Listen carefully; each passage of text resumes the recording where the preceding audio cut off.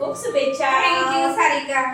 Happy Gudi Padwa. तुला पण. हो काय माहिती का त्या सोन्याच्या दुकानात काय रिगाण गर्दी बाई. मग तू घेतलीस काय? कुठलं सहज गेलते त्या भागात म्हणून बघावं म्हटलं. गर्दी मुलकाची बाई.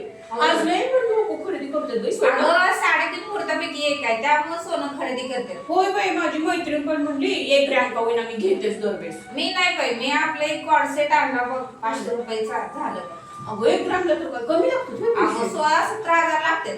तेच की 1,60,70,000. एवढं एकदम कुठलं घालायचं आपण. नाही बघ आपण हांतरून बघून पाय पसरायचं. तेच की आपल्यासारखं सर्वसामान्य माणसानं खरेदी करायची आहे का? लोकांचं बघून जर आपण असं करायला शिकलो तर कसं व्हायचं? तेच की माझी मैत्रीण म्हणते 3.5 मुहूर्तापैकी त्या 3 मुहूर्ताला त्या अर्धा मुहूर्त असतो की कुठला त्याला आपण सोनं खरेदी करते 1 ग्रॅम तर का होईना म्हणते. नाही बघ सारिका, शेवटी आपल्या मनाचं असते खेळ. आपले होय विचार की? जर सोन्यासारखं असेल ना तर सोनं खरेदी करावं. ह्याच्यामध्ये काय अडकू नये. ज्याच्याकडे आहे त्यानं घ्यावं ना आपण, ज्याच्याकडे नाही त्यानं लोन काढून का घ्यायचं? हा तेच की मग मी पण म्हटलं जाऊ द्या आपण पण एखादा जीन्सचा टॉप घ्यावा.